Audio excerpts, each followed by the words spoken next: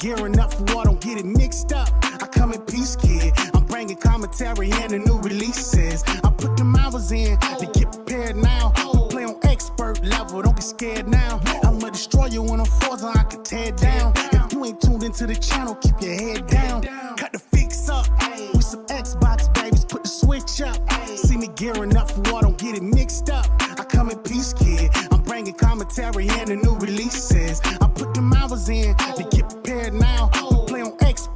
level, don't get scared now. I'ma destroy you when I'm forza, I can tear it down. If you ain't tuned into the channel, keep your head down.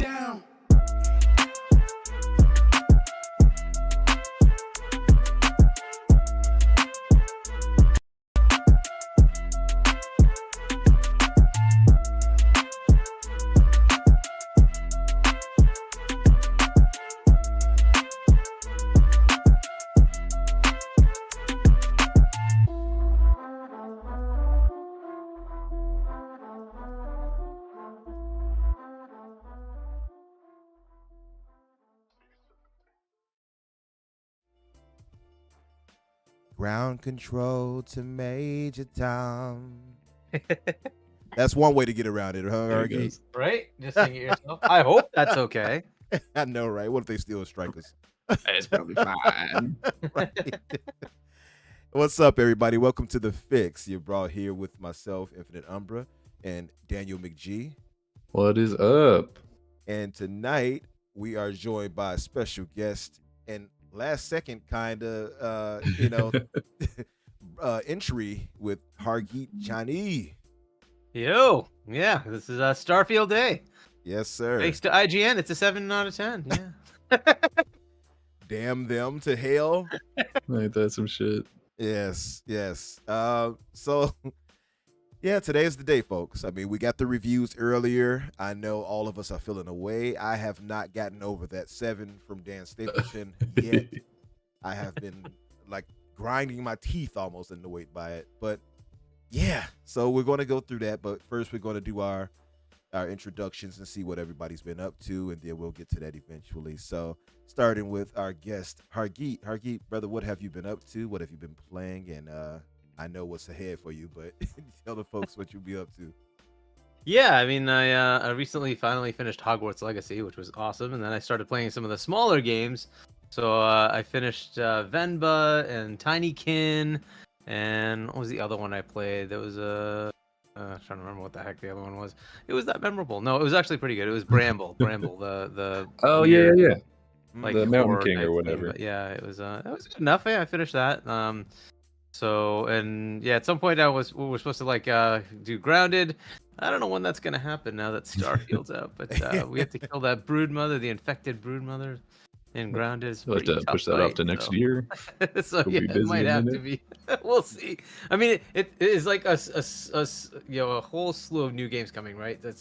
We just had another direct today from Nintendo on the new Right. Mario, and that looks pretty good. Nice. Right? There's just so many games coming, man. It's just crazy, and I still have so many in my backlog. That's speaking of but that yeah. Mario, you were telling me a bit about it earlier in the party. You were saying how they added something that's kind of like multiplayer-esque to it, right? Yeah, they did a little online stuff. They were saying it was going to have local multiplayer anyway, right? But Mhm. they did some online stuff. It's not quite up to what we'd want to just have, you can just play the whole game with your friends. But you can actually, create a lobby with your friends. They show up as little ghosts in your game, and they can help you out. But it's not quite like they're playing it as well. And then there's also races where you all have, like, you just compete against each other. And then there's just an online mode where you just see other random people, and you can get some assistance from them as well. So it's an interesting model, but it's kind of the first steps towards them doing some online stuff. Hopefully, the next console they'll have enough capability to actually do some real online. But it's something. It's interesting. But a lot of the stuff in the game is wow, they've added a lot of cool things in there. So That's pretty dope. it's another cool one. What's with this elephant Mario I keep seeing, and he's just squashing Yoshi underneath him? What's up? Yeah, that's another mode, right? Like all the other little things that they do, and I think it's Yoshi. I think it's somebody's fetish. I don't know who. Well, maybe, right? Somebody's really into it. I think Yoshi, he can't get hurt, but you can die if you fall or something like that, right? So it's just one of the things that. But yeah, the elephant is all the other characters can do that, and it just makes it so you can, crush things. So again, just a whole new thing that they've added. And then there's other ones like Bubble Mario, where you can, like, if you throw a bubble at an enemy, it kills the enemy, makes them into a coin, or you can throw out some bubbles and jump on them. Right, just again a whole bunch of things that they just they keep coming up with. Nice. It's just like watch the direct. It was pretty cool. Definitely going to check it out. I know they had like a 15-minute breakdown for it, so I'm going to look into it. Yeah. It went back to more like a 2D version though, right? It's not 3D. Yes, yeah. Which is fine. I just like Sonic, right? Sonic is also releasing a 2D version of Sonic, Yeah. which is also looking pretty cool. Nice. I don't think it's gonna beat Mario, but No. we'll Yeah. see. Unlike Everborn's Everborn, dream. right? Who would be crazy enough to make a bet on that? I wonder. But speaking of Everborn, I see our brother Kay Asante in the chat. What's up, Kay? And shout out to everybody here, by the way. I see you, Dusty. I see you, Timber. And Timber, now you're here when we're actually live. So good, good to have you, brother. Timmy, Good I to see you, bud. Shout out to our mods. Gray, I see you out there, brother. And there's a few other people who I'm kind of scrolling through really quick to say hi. Eric Reed, who was the first in here. What's up, brother? And yeah, thank you all for being here. If you haven't done so, hit the like button. And if you haven't done so yet, definitely subscribe. And Danny, what have you been up to, my man? And what game can I guess that you'll be jumping into? Well, I know what I'm going to be playing pretty soon. But yeah, no, this week was kind of a weird week for me because there was, I don't know, I don't know. It was weird, like mental health wise for me this week because I felt like every time I turned on like social media, somebody had died. Like it's just been a rough year for like Bray Wyatt died, and then Arlene Sorkin and like Bob Barker and Kevin Conroy earlier. Like I felt like every time I turned on social media, like something terrible had happened, and it kind of put me into this weird spiral. And so I just wanted to play a game that was like good vibes. So I went back and I started playing the first Kingdom Hearts, which is like objectively not a great game, but it's just like, it's really warm and comforting. And so I've been playing that for like just most of the week and just kind of vibing and hanging out and like spending a lot of time with friends and family and stuff. So it's been just like a really chill week. I didn't work on like content at all, which was probably not something that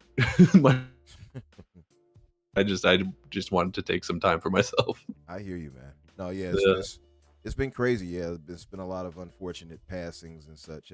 Bray's being probably one of the saddest because of how young. Yeah, that one really hit me. Yeah, I remember the last week we were talking about it live. You know, you could tell the raw emotion, really got you. Yeah, it was bad. I didn't even watch him as much as anybody else because I stopped watching wrestling like that a long time ago. But even I knew of him, and I felt sad to see that. Really sad. Yeah. And I know he has a family and kids. So. It was actually really, really sweet because their big competitor AEW had the biggest pay-per-view of all time last Sunday, and they did, even though like he never worked there, they did a bunch of like little tributes to him because like he just meant that much to the industry, and a lot of the people who work there had worked with him in the past, and so like the House of Black came out and like they had his lantern and stuff, and they started the show with a quote from him, and it was really sweet. Like,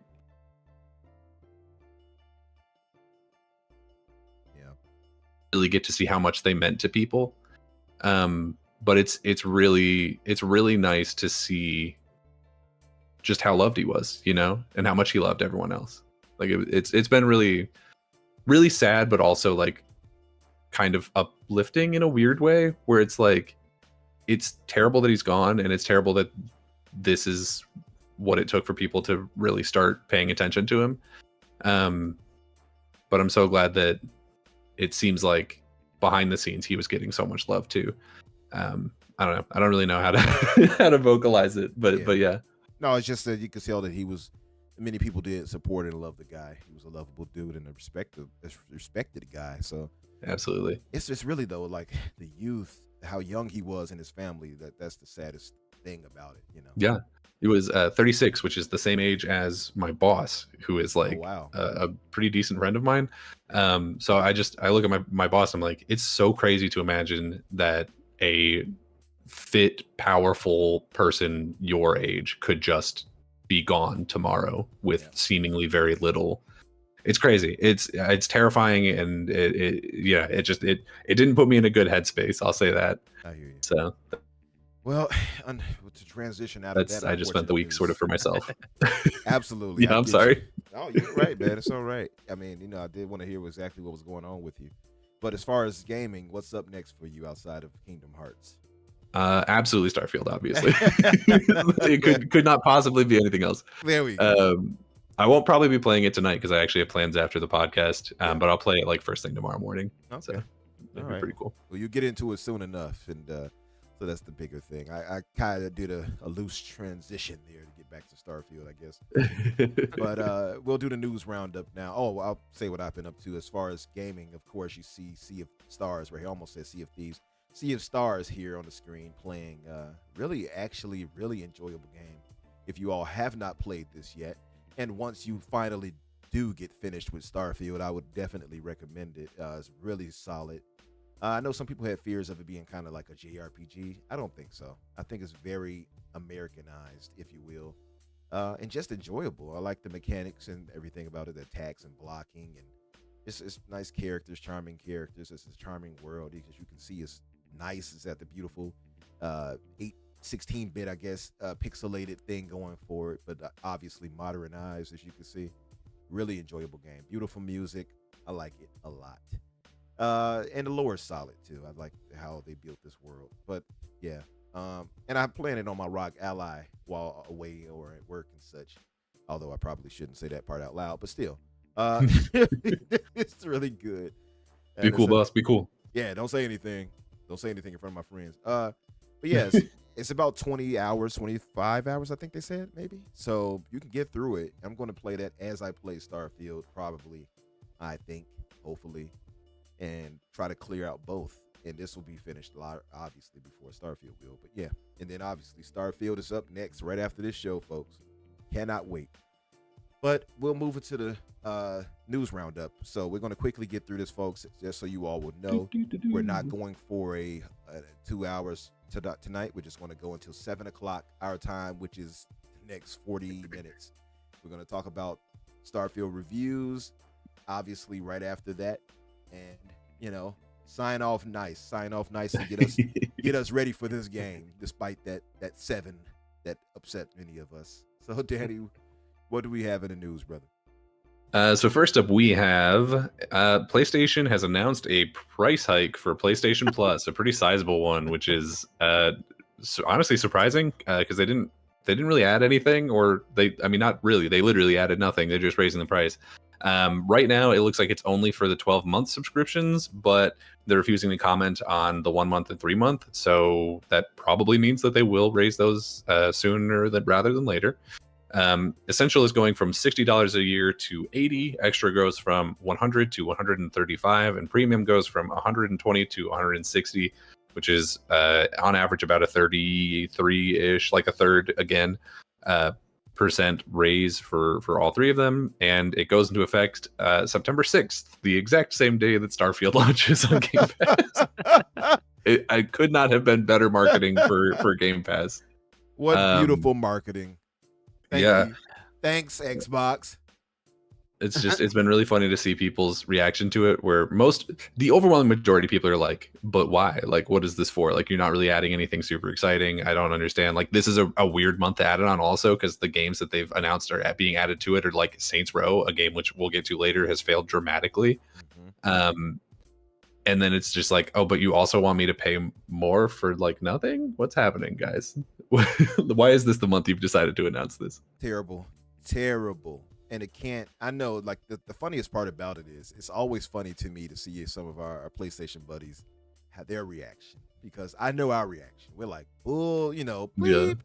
But it's always funny to see their reaction, because they're either going to go and hard sell for it and try to shill up for it, or they're going to finally hit that ceiling and say, that's enough. Yeah. There's always going to be... Or they're going to tell you it's Xbox's fault, because there's been that. I did see that one. There has been that. Shout out, Pete. I see you in the chat, brother. Yeah. And it's either, it's one or three actions. It's denial, anger, or acceptance, I guess. And typically it's denial. And so it's funny to see them finally hit that threshold where they have to admit Sony did us wrong. It's always just delicious to see for me. But yeah, man, that's crazy to add that price hike. And remember, I know you remember, Danny, I was complaining about Microsoft doing what they did with the Game Pass thing and taking Yeah. away something from us. Imagine hiking that price up $30+ on whatever tier and not Yeah. getting day and date games or anything else. That's a slap in the face. I always It wonder also about because this is just for the 12-month thing right now, Mhm. but I always wonder why they wouldn't just like say all of the different stages are being changed, because so they said that it would still represent a discount. The 12-month thing would still represent a discount over going month to month, but they haven't said anything about the smaller term subscriptions, which in every single instance of a company being like, oh, we're not talking about that right now, has that ever been for good reasons? Like they've never been like, actually we're going to lower the month to month rate. Like that's you know what I mean? Right. Like I don't know why they're like playing coy about it. Like they should just rip the Band-Aid off, you know what I mean? Yep, I'm with you. What's your thoughts on that, Hargeet? What you thinking I of don't this? It was a strange move on a Wednesday. Not usually it's a Thursday or Friday that you put out bad news, right? Yeah. It was a strange move. They're announcing the games for PS Plus, and it's like, oh, by the way, if you happen to scroll down to the bottom of this, by the way, starting next month you'll be paying more for this. And, Man. like what? Like the one that really gets me is, okay, even if you say the higher tiers you're charging more, okay, fine. No, even the base tier, essentially the one that lets you cloud save, the one that lets you play online, you're paying $20 more a year. Like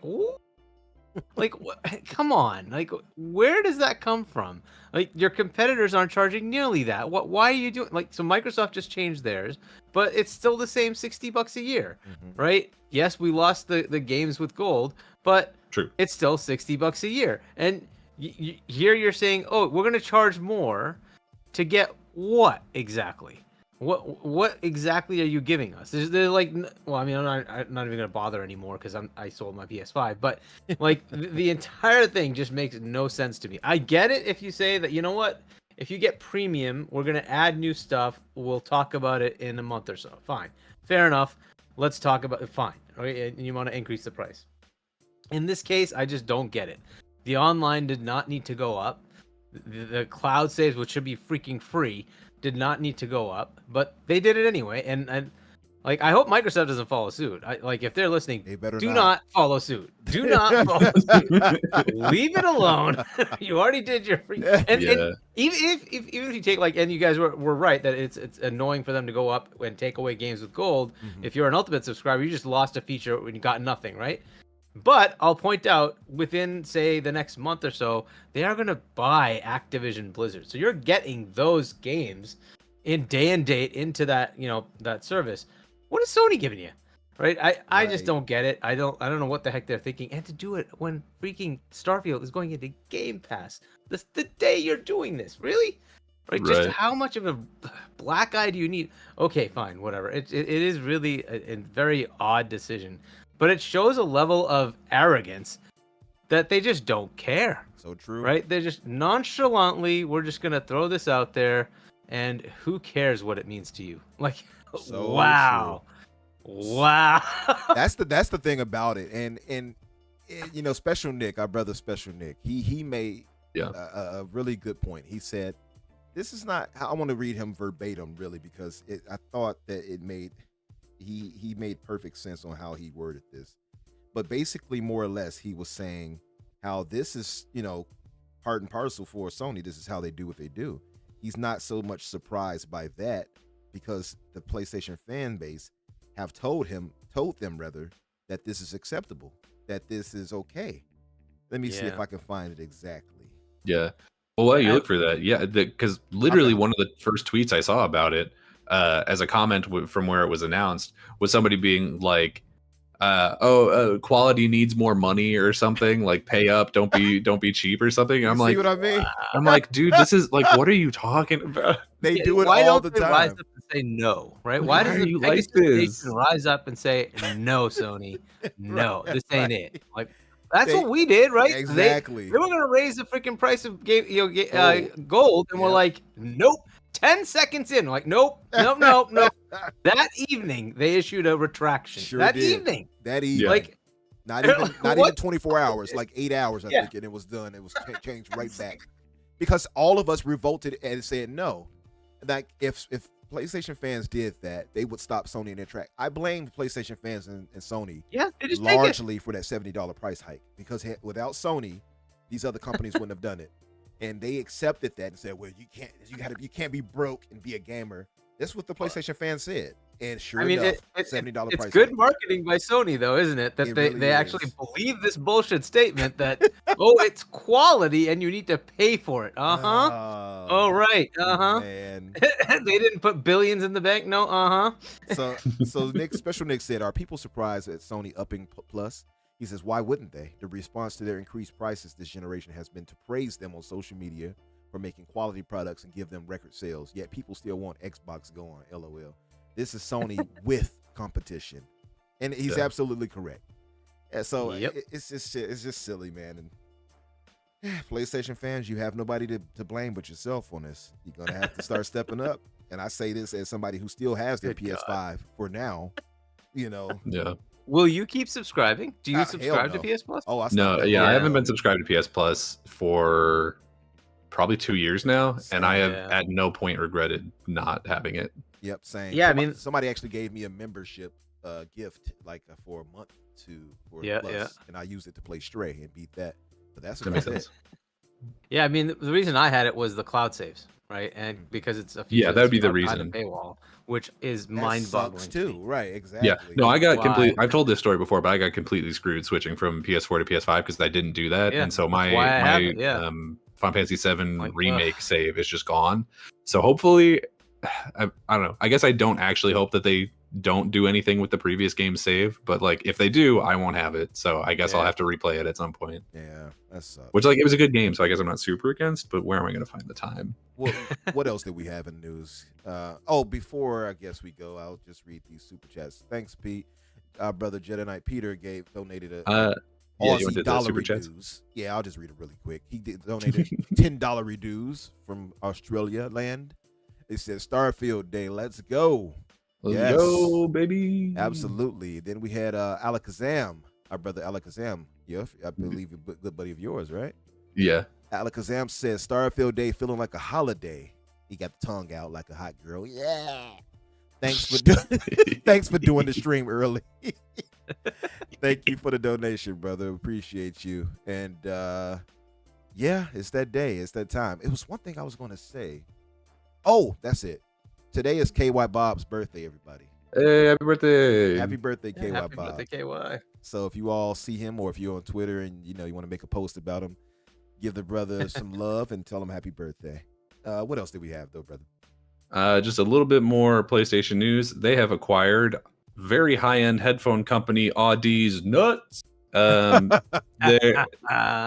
really are a great company in terms of headsets.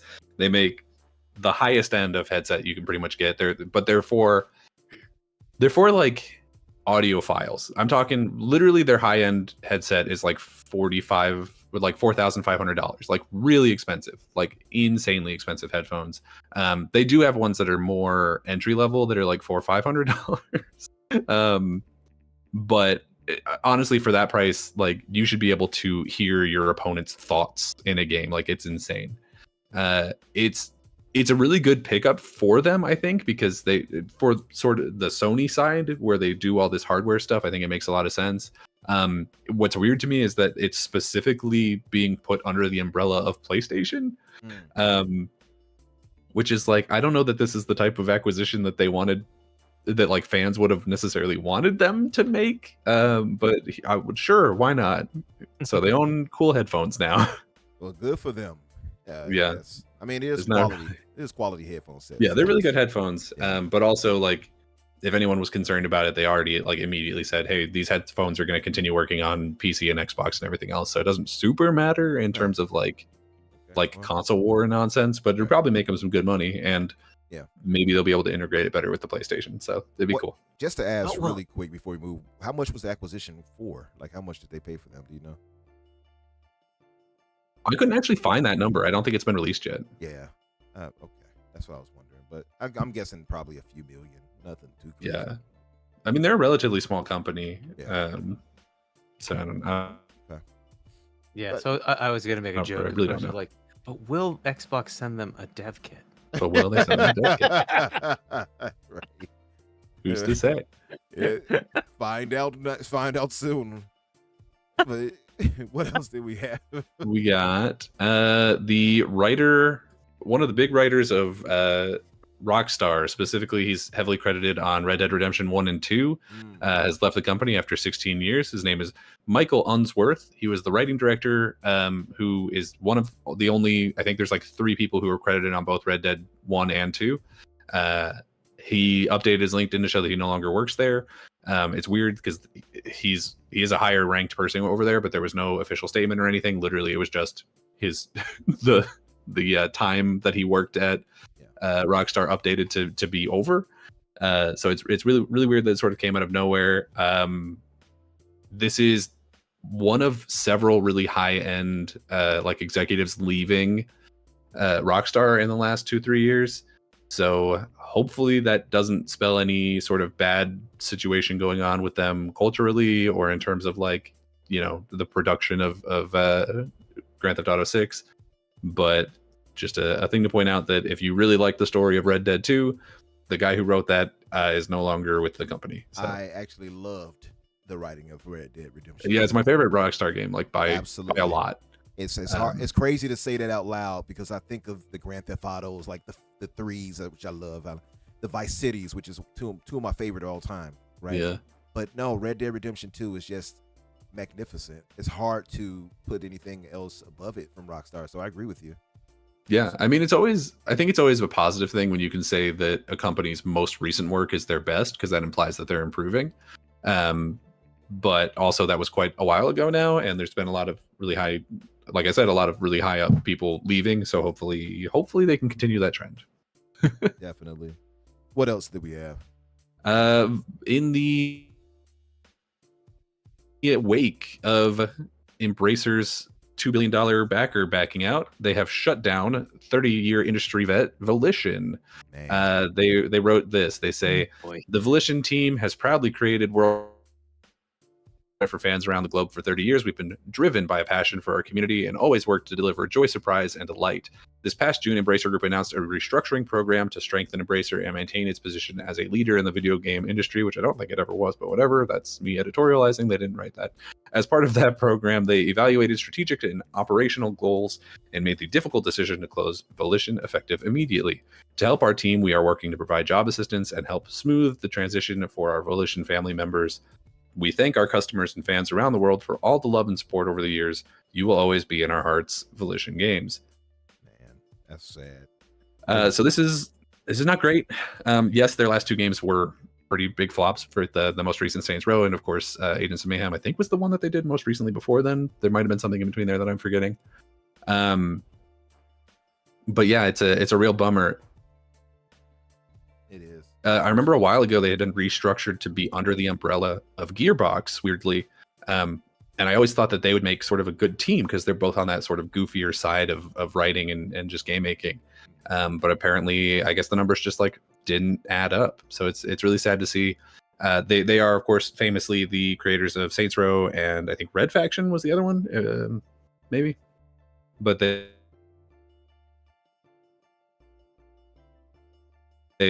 are gone. So really unfortunate.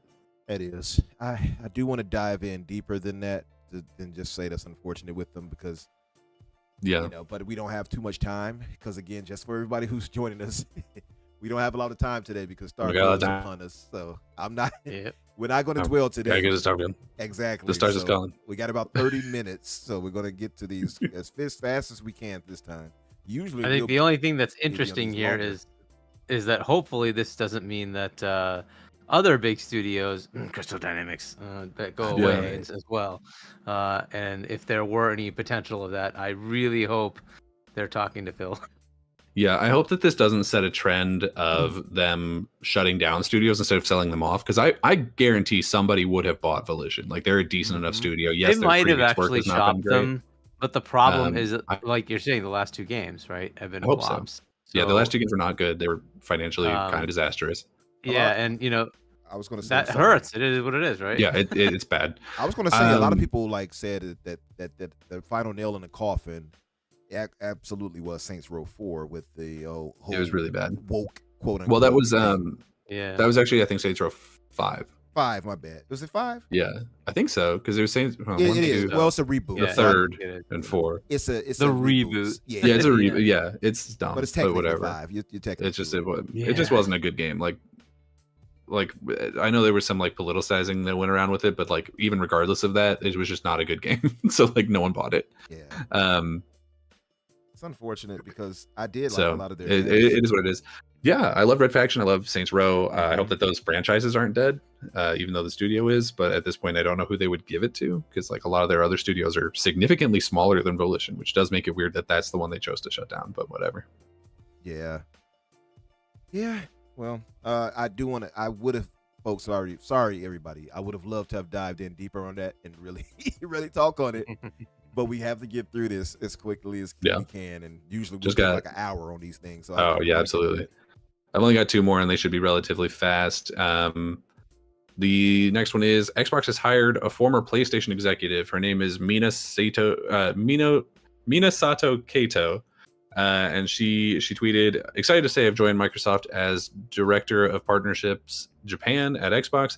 I will be leading partnership efforts to support our Japanese partners globally, opening up a new chapter, unlocking new experiences in the game industry. I hope to see." 1999, she started in R&D and worked her way up into a vice presidency, specifically at Japan Studios, which PlayStation famously shut down last year, maybe the year before. She was the vice president over there, which means pretty much any Japanese partnered game that was like a third party exclusive to Japan to PlayStation rather, since like 2011 was directly based on her. Actually, on her LinkedIn, she says that she was personally responsible for overall business strategy, partnerships, global business, and senior level organization management of the studios, which means that based on her relationships is why PlayStation got things like Bloodborne and The Last Guardian and Knack, I guess. Those are all things that were published Wasn't through... Knack built by Sony? Well, yes and no. So it came through Japan Studios, but it was a partnership with a smaller team over there. Gotcha. So they do own the IP, as they do with Bloodborne and probably The Last Guardian. But they didn't actually make it themselves. Yeah. Because it was Japan Studio, right? But then they got rolled into, I think, another team. Wasn't it? So it's yes and no. So Japan Studio was shut down, but a very small portion of it that made the Astrobot games was spun off into its own like satellite thing. But the majority of that company was shut down, or the studio, I guess, was shut down. Another thing I wanted to point out, because I did a deep dive onto her LinkedIn out of curiosity, is that early on in her career at Sony, she was one of the people who helped to create the studio organization. So she was one of the very small group of people that created Worldwide Studios. So she literally... she's a huge part of why PlayStation has the like level of success that they have in terms of their studio structure. And now, because PlayStation didn't see the value in Japan, I guess they've basically handed the keys directly to them for the Japanese market, because relationships are a huge deal. Just as like a little anecdote, so I work in retail, and there's a woman who gets in trouble all the time. She's one of our salespeople, but she has really high paying clients who come in and spend tons of money. And so every time people are like, we should fire her, my boss says we can't, because she means too much money to the company. And I really do feel like that's the case with this woman here with Mina. Is she probably should not have been, she probably should not have been let go. She probably should have been retained in some level. Yeah. Because those partnerships, those relationships that she has with Japanese studios are going to be a really big deal for Microsoft. So I think some people are probably going to sleep on the news of them hiring this woman. But I really do think that this is going to be sort of a game changer. Yeah, I think so too. It's a good pickup. I mean, it's just, to me, it shows more so that they're really, really going overboard and over time to improve and strengthen their Asian connections and things like that. So that's a good thing. Absolutely. They're putting their money where their mouth was, because that's something that a lot of Xbox fans complain about, including myself. Like, I wanted to have more representation when it came to that, and to bring more talent, because I just think some of our Japanese creators are top notch. And I'll say this too, and it's kind of off key, but Americanized studios have this weird thing where not just the woke thing. I hate to say this woke stuff so much, but where we kind of get real PC, if you have not noticed. And so, whereas Japanese developers and creators and mangaka or whomever they may be, they will give you the cheesecake, right? That's why we got the stellar yams. Versus Americanized, that really is studios, all that game is, huh? That's pretty much. It's 90% ass, and in a positive way. but I'm sorry, you just said it so matter of fact. It really hit me in a different way than I was expecting. It hit different. But you got them Really where they are unafraid to show like the cheesecake versus Americanized studios where you got the naughty dogs and such. Well, we can't show women in this way, and Cortana was they. I mean, you say that, but Last of Us 2 had a full-on sex scene, so I don't know what you're talking about. She was muscle. It didn't count because she was muscle bound like a man, so people didn't take. No, let me stop.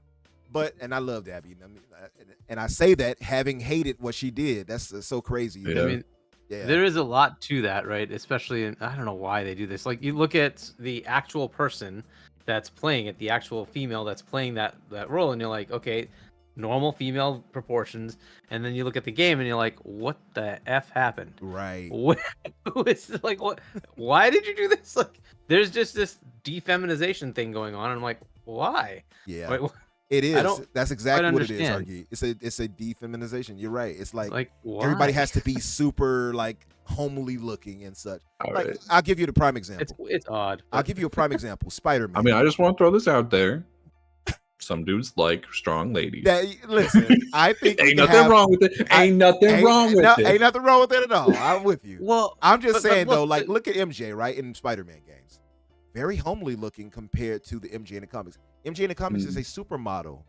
The MJ we get in the games is not MJ. Let's just be clear. And I say that respectfully. I'm less concerned about her not looking attractive. Yeah. I I'm more get concerned about how she looks like she's about 15, 20 years older than Pete. That's what really gets me. That That's too. what that too. I'm with you on that. She does look a little older now, like she's about to take him to soccer practice or something. But that really concerns me. Yeah, I'm with you. I hear you. But it's just a matter that we Americanized so many ladies, like their attractiveness is like Pete said, we can't have attractive women in video games. And I know some people will like write that off, like, oh, you're going to get your rocks off to them. It's not that. It's like, why do we have to have this agenda one way or another? Can we not have both? You know what I mean? That's the thing I look at it like. Can we have both? And that's. I mean, it's not even like, okay, you're extending how somebody looks, right? Or accentuating certain things. No, they're taking a normal looking woman and saying, no, we're not going to make her look like a woman anymore. Mm-hmm. Exactly. But why? Like, there's nothing wrong with being a woman, right? Exactly. Like, I don't understand that. Yeah. Like. Yeah, and look, Palpatine said it perfectly. Xena was a strong woman and feminine. Absolutely. She come out there, all that, and still looking sexy. You know what I mean? So anyway, we're gonna get off this topic. What else? What else do we have there? Yeah. I got one more like unrelated thing, and then I have one that leads into the Starfield discussion. So the last thing I got here is Elder Scrolls 6 is officially in full development. Apparently, it has been for a while, but we just like didn't know. Pete Hines was being interviewed by a Spanish publication called Vandal.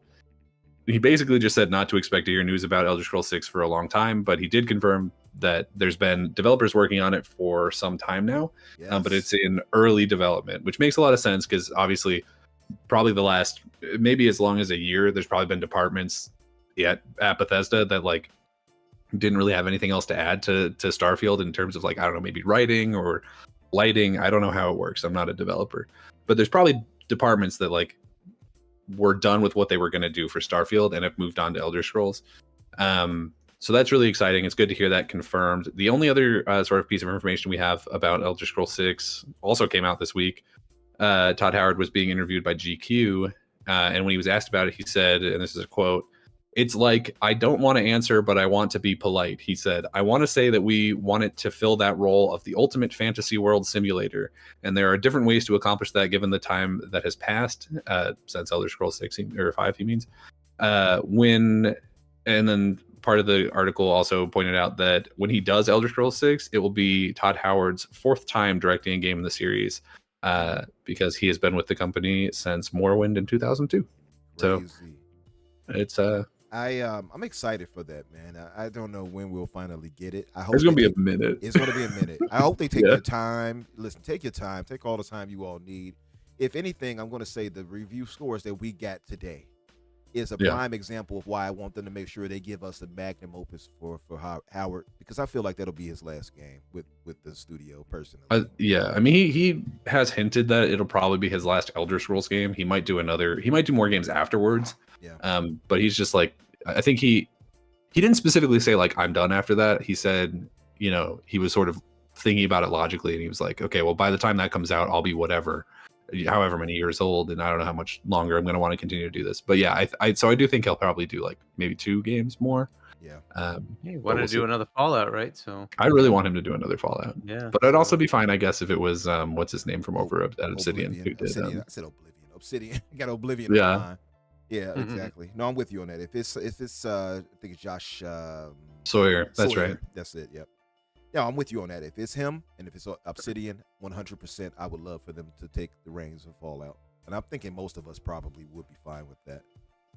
So, but I think they need to. That's a conundrum they need to figure out. Speaking of which, because you can't have it where it's like, okay, you're getting Elder Scrolls 6 in 2028 or something, and you're getting Fallout 5 in 2032 or something. Like they have to figure that out. Microsoft. I wonder how they'll go about doing it. I think and hope that we'll probably get another Fallout before whatever Bethesda's next Fallout is. I think there's enough teams working at Microsoft right now who would be willing to and more than capable of making a really good Fallout. Mm-hmm. That it just wouldn't make sense for them to not.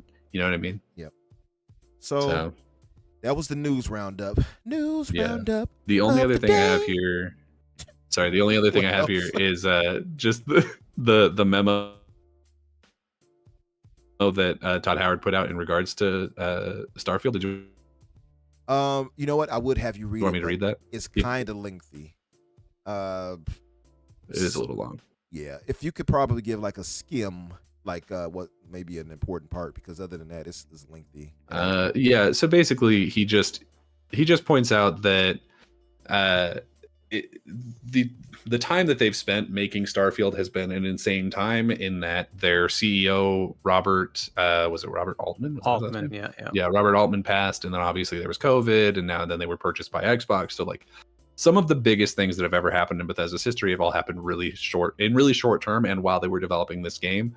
And so he basically spends a lot of time just talking about how crazy all those things were, and then he goes on to talk about how, like, because of their partnership with Xbox, they're able to do so much more with this game, and they're able to put so much more of themselves sort of into it, and how the guy was at the advanced technology team, is that what it's called? Yeah, 18. How like they came by and Yeah, helped them group, yeah. make it pretty bug free.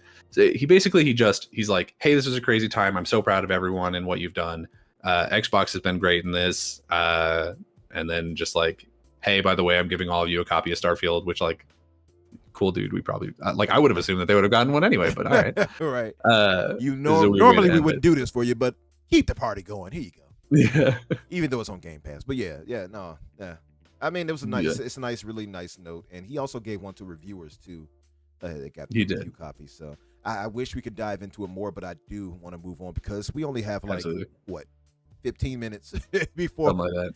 So 16 minutes, I guess, to be exact, before the game goes live. So we are going to dive into the review field. And I'm going to be bitching. I'm telling you right now because it still annoys me. So let me transition this screen. And here we have it. There The illustrious we go, baby. Dan Stapleton's review on IGN. And what's interesting about Dan Stapleton here, and I'll read a bit of it. It says it's never a great sign when someone recommends a game on the grounds that it gets good after more than a dozen hours. That's very much the kind of game Starfield is, and I do recommend it. There are a lot of forces working against it, and the combination of disjointed space travel, non-existent maps, aggravating inventory management, and a slow rollout of essential abilities very nearly did it in. It was the joys of piloting a custom spaceship into and out of all sorts of morally ambiguous situations in a rich sci-fi universe that eventually pulled it out of a nosedive. I'm glad I powered through the early hours. Ugh, just shut up, guy. but because its interstellar mystery story pays off. And once the ball got rolling, combat on foot and in space gradually became good enough that its momentum carried me into the new game plus after I'd finished the main story about 60 hours. So, okay, I don't want to keep going. So he said all of that it was basically a slow start. It wasn't working for him, but after everything started clicking, it got good. So I'm wondering how then, and Hargeet put me on this because I hadn't watched it because I saw him on Unlocked, and I was just like, I don't want to see this dude. I didn't want to watch that Unlocked because he's featured on Unlocked with Ryan McCaffrey and Khalif Adams, and if you all have not watched it yet. And as Harky pointed out, they both had interesting different takes. And I'll play a bit of that right now where Ryan saw it a little different than he did. So give me 1 second, folks. I'm going to play that. Ago, you've probably been looking at review scores before you even listen to this podcast, so you've been kind of seeing what the temperature is. Santi says 15 minutes before the net turns into a wasteland. He's right too. Overview here. So it's gonna be a ghost town. It might not be the number that people, particularly Xbox fans, were hoping for. That's not the number I was hoping for either. I don't usually sign up for a review unless I'm really excited about something anymore, because I don't really have time. Excuse me. This is only the second game I've had time to review this year. The other being Star Wars Jedi Survivor, which I really loved. This one I was hoping I was really gonna love it too. The way he's looking, he looks smug. I still get crap for giving that game such a high score. I tanked them, but they're gonna come to my site and read my review. I didn't dislike it, so I gave it a 7, just in case anybody hasn't seen that. Yeah. That does mean good. It has the word "good" written next to it. A lot of people like to act like that's not a good score, but it is a recommendation. But my overall impression of it was that the opening hours are a bit slow, bit rough, because they don't do a great job of explaining how its systems work. You're probably going to want to go in not as blind as you probably want to at this game, because you want to understand how things work and what skills you should pick early on so that you're not having a bad time. Like it's kind of easy to get yourself in a situation where you're not going to be enjoying it very much because you just haven't unlocked essential things like your boost pack. You have to unlock, which is crazy. Oh no! Like just moving around this world with that. Oh no! Please don't tell me I have to unlock my pack. You gotta pick your skills wisely. It was probably about 12 hours or so before I started having like. Didn't they say that also in like the? I always make the E3 saying, thing. This. Yeah, let me fast. Didn't they say it was like a perk that you could everybody choose to listening unlock? and watching is let me go past him because he us to talk about this for a long time. I found it. So we're gonna take that time. So I'm gonna listen to Brian. So listen to Ryan here. Dan, I would say I've had a little bit of a different experience than you in terms of how I feel about the early game. So when I started the game, I'm gonna confess, I kind of had choice paralysis. I was like, I don't know what to do, where to go. I'm not sure like how I'm gonna hook into this thing.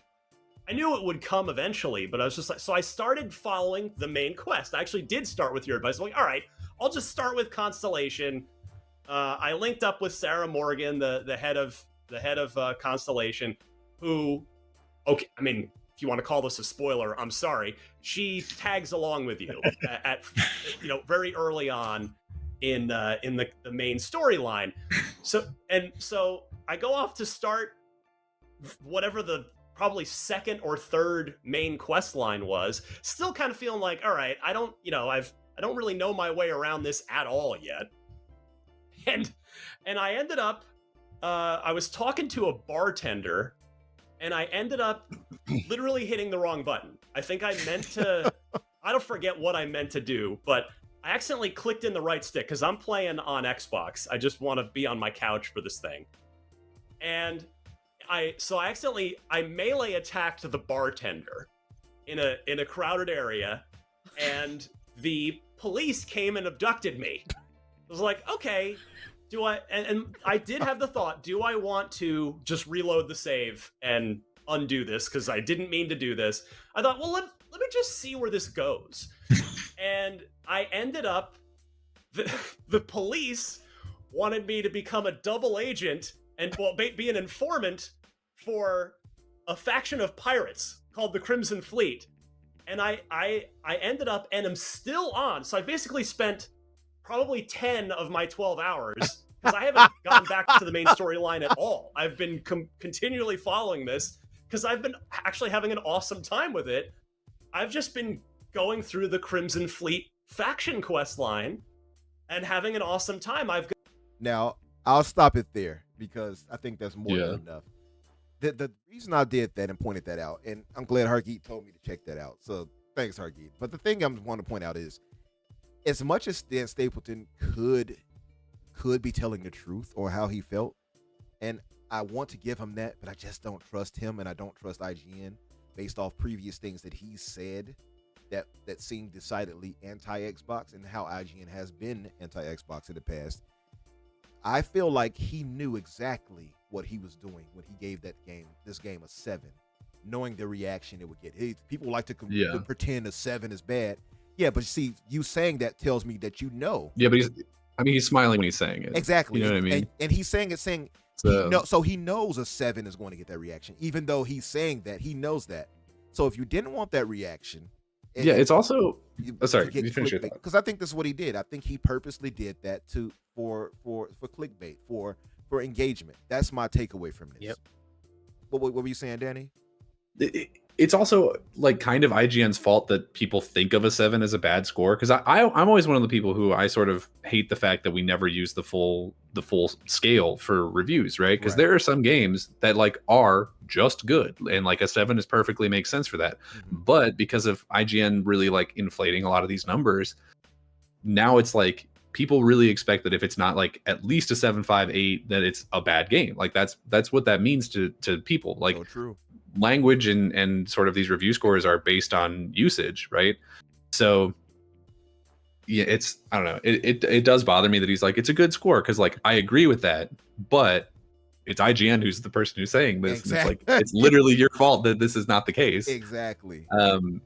So yeah, it's I don't know, it just seems odd. And then you go through and you parse through, and I know we can't complain about the whole of IGN for his one review. So people say, of course not. He didn't write those other reviews. Yeah, but and Hargeet, I think, and I'm gonna let Hargeet say this because Hargeet made a great point earlier while we were in the party talking earlier, and I'll let you say this, Hargeet. How you think a smart way of them handling reviews would make sense? So like back in the EGM days, right? It was 3 people would review it, and you'd get a conglomeration because different people have different like viewpoints of things. What's interesting, if you watch that segment, you can see Ryan McCaffrey's like body language, and he very much to does me not it agree. seems like he's like miffed. He's like, dude, I don't know what you're talking about. The game I played was just out of this world, ridiculously good. I don't know what you're like getting at, right? But you could just like, the body language just said I would have given this like a 9 or 10. Right, and you gave this a 7, and like, and if it was the 2 of them, right? Let's say it was them and like somebody else, 3 people, 2 people, whatever it is, and you average it out and say, okay, like you had a bad experience. Sorry, right? But well, whatever. Go ahead. No, I just went on to I wanted to look up what other work he had done. One of his most recent articles that he wrote is called "Another 7 IGN: Why So Many Games Score 7 and Above," and it's literally written by the same dude. Wow. Yikes. Wow. Sorry, but I didn't mean anyway, to cut you off, but it was just insane. But yeah, so like I think that might have like helped here, but look, ultimately, like in Halo Infinite, that is what happened. Ryan did the campaign. I think it was Stella who did the multiplayer. Yeah. It was, and they combined it. They said, okay, you I think they both rated it essentially the same. I think it was like a 9 and an 8.5. And Ryan made the decision, we're gonna call it a 9, right? Which fair enough, and I think that would have been a better thing to do here, simply given that it's a massive game. And just think of like the experience that that Ryan had was entirely different than the experience that Dan Stapleton had, right? Because he went one direction and Ryan did a mistake and went in a totally different direction. But that's what that game lets you do. A mistake gave you a 10-hour quest, which he's still in. He hasn't even Crazy. finished it. Still Right? on that adventure. That's what that game does. And you're like, Absolutely. how is this game a 7? Really? A 7? Come on. Exactly, Hargi. And that's the bigger point here, because the Bethesda games, for anybody who have played their games, I don't care which one you've played, you know that it leaves itself open so that you have these weird organic moments like this where you can make a mistake, you can make a choice, and it's going to take you all the way in a different direction. And you could play the game and make a different choice and have an entirely different situation, and somebody else playing is going to have that, because a lot of these worlds are procedurally generated. So it's going to be a lot of different things that happen to all of us in our playthrough. So things like that, when I think of that and I say, and you tell me it's just a 7, well, on top of all the ambition this game has, on top of the story, which he later admits was good, and the gunplay, how he somehow said was bad because it was like Borderlands. I'm like, Borderlands game gunplay was good. What is he talking about? This guy is all over the place, and none of it adds up. And then you look at his sister sites. You look at the IGN France. You look at IGN Japan, of all places. You look at you look at Brazil. You look at Spain. You look at Chile. They gave it 9s, 9.5s, and 10s, and his is a 7. Now, clearly, I can't say they all should have the same hive mind, but that is a discrepancy, if I've ever seen one, that is 3 points off or 2 points off from that score. Something is not right, and I just don't trust it.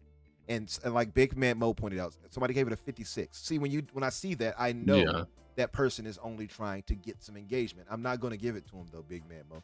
I see that and I write them off, and they're not going to get the engagement anyway, because nobody cares after seeing IGN 7. Everybody is focused on IGN. So let's be clear. I just feel that it's a slap to the face of the hard work these people have put in. And I know this game is about to blow my socks off.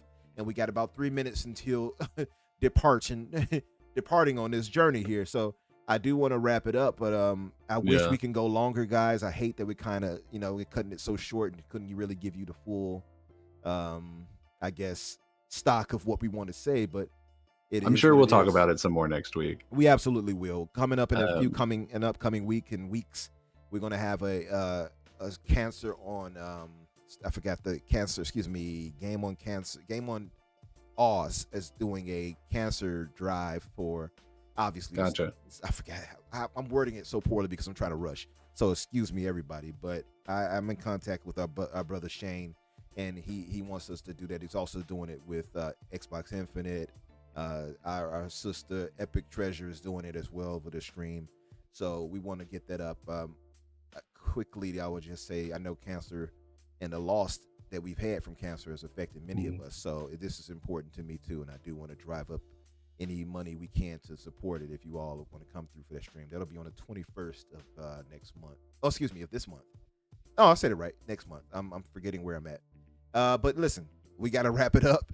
So I want to just get us quickly and say, listen, despite that 7 out of 10, I know that this game's about to, blow us all away. I am sorry to say I'm not going to be talking to many of you in parties for a while. So I'm going to say hi here and there, and that'll be it, because I like to come and say hi to everybody. But you won't be seeing me much in these upcoming weeks and months. I'm going to tell you right now, I'm going to be deep into this game. So here, I'm signing off to say much love to everybody. Don't let that 7 or 7s or 56 or 52 or whatever it was bring you down. The game is still rated at an 88 and an 87, Metacritic and OpenCritic respectively. Enjoy, because, I think the game is still going to, resonate with us regardless. And an 88, let's be clear, is a great score. So, I want a 90. I thought by the way, I did say 88 to 92 at first, and I changed it later to 94 to 96. But it is what it is. What the crazy thing is because of how Metacritic works, they weight certain publications much heavier than others. That's what and pisses me off. IGN's the heaviest weighted one. And so even though 30 of the 50 reviews are 90 and up, the IGN one is probably dropping it at about those 2 points to get it to a 90 by itself. That's what pisses me off the most, because I know they know how weighted that review is. Stupid, right? Yep. Yeah. I think there needs to be a change with how they do the aggregate, and that weighted nonsense needs to change. But anyway, we're going to sign off. You've probably heard my Xbox power on because I'm about to get on this joint right now. Was that? I mean, Starfield music in the background. What's going on? Are we getting played off? Is that Imagine Dragons back there? Children of the Sky. It is us. So, folks, I want to say thank you for joining us really quick. Everybody get on your Xboxes or PCs and go and love it. That's right, Panda. It is going to be a 94 for me, damn it. It's still real to me, damn it. Ain't that right, Danny? Right. But Absolutely. But listen, Hargeet, I want to thank you for joining in with us, brother. I know it was a last second kind of thing, and we were just talking. Yeah, no problem. Really Thanks for having me appreciate on. it. Yeah, I want to bring you back on the time when you're like, on a proper show. All right, Yeah, a right. proper official thing, because you have great takes, as we all know, and I mean, you know your stuff, man. So second to none. So thank you very much for joining us. I would say, what would you be doing? But we all know. Oh, it's playing that 7 out of 10. Yeah, Starfield. Right. Yep. But where can people find you, brother? And what would you obviously we know. Yeah, the only places I'm on Xbox H Chani is the gamer tag, and on Discord H Chani as well. So that's it. No other socials for me. Nice. And of course, you all will find him on RDX. He's also part of Boom's Prime. Prime time. Yep. Prime Prime time, time gaming on You all Wednesdays. make sure to Wednesday night at I believe 8 Eastern. 7 Eastern, 8. 7. That's 6 Central, right? 6 Central. Okay, yep. So 7 Eastern, yep. Yeah. So 7 Eastern for prime time on Wednesdays, and RDX obviously you all probably know on Tuesdays at 8 Eastern. Yeah. 8 7 Eastern for that. Central. That's right. Yeah. And Danny, what will you be up to? And I say that so stupidly because we all know, and I know you have to step out tonight, but I know you'll be on in the morning, as you said. But Yeah, I won't be playing it until this morning, but yeah. but people can find me on my Twitter of Daniel J McG, or my personal YouTube channel of Daniel McG. I haven't put out a video in way too long, and I apologize for that. But I do actually have 2 different videos recorded that I just need to edit. So hopefully it'll be sooner rather than later. I guess we'll see. Yep, definitely. And for myself, folks, you can find me on Twitter, X, or whatever you want to call the thing. And what the world? Does this thing install? It's telling me it's not installed. No, there's no patches there. Uh-oh. They better install this game for me and quit playing with me. Oh, it's an update, I guess. I don't know. What is this? Anyway, let me get out of here. Folks, you all can find me on Twitter, X, or whatever it is. Infinite Umbra or Umbra Infinite. You'll find me either way. Of course, on Tuesdays on Boom's podcast with myself, Danny, and our brother C Money, who was in the chat earlier. And at 12 o'clock Eastern. Here, obviously, on Thursdays at 8 Eastern, typically, to be doing an hour early tonight. So come back the next time. We'll be back at 8 Eastern, barring any changes that need to be made. And, of course, tomorrow night on Xbox Infinite, where we'll actually have Rand Al Thor, my fellow Chicagoan, who will be joining us for a while to talk gaming and such. And with Riskit, Jedi Knight Pete, and Holly, who is our newest member, that blue number, as you all may have seen in the chat. So come by and show us love tomorrow night as well. But folks, thank you all for being here. We're going to get out of here. I'm going to play one quick little thing and to celebrate, and really quickly before we get like demonetized or something. I don't know what might happen. But I'm going to play it really quick and stop. So 1 second. Ground control to Major Tom. All right, that's it. That was it. But anyway, everybody, we will see you later. Enjoy Starfield. Into the Starfield. Yes. Later, everybody.